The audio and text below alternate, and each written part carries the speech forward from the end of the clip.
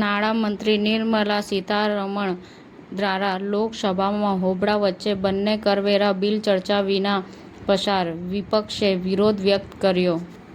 PM Narendra મોદીએ સાંસદોને ભેટ આપી નવી દિલ્હીમાં નવા ફ્લેટનું ઉદ્ઘાટન કર્યું. ભારતીય જન પરિષદના ઉપક્રમે દિલીપ સંઘાણીના નેતૃત્વમાં ટેરિફ વિરોધમાં સમગ્ર રાજ્યમાં સર્વપ્રથમ અમરેલી ખાતે વિરોધ પ્રદર્શન કરવામાં આવ્યું. આમ આદમી પાર્ટીના ગાંધીનગરના લોકસભા બેઠકના પ્રભારી સૂર્યસિંહ ડાભીએ રાજીનામું આપ્યું. આ ઓગસ્ટમાં ભારતનો સૌથી પ્રતિષ્ઠિત diamond divine solitaires the solitaires festival of India સાથે જીવનની ઉજવણીમાં વધુ ચમક ઉમેરે છે.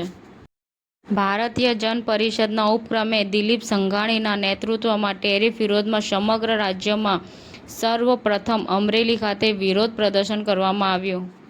ગુજરાતમાં ફરી પાર તાપી નર્મદા રિવર લિંક પ્રોજેક્ટનું ભૂત ધૂણ્યું, આદિવાસીઓ આંદોલનની તૈયારી કરી.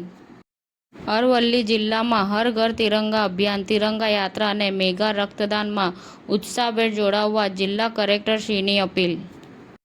આ સ્વતંત્રતા દિવસના સપ્તાહના અંતે છાવની ગર્જના જુઓ ફિલ્મનો પ્રીમિયર 17મી ઓગસ્ટે રાત્રે 8 વાગ્યે સ્ટાર ગોલ્ડ પર થશે.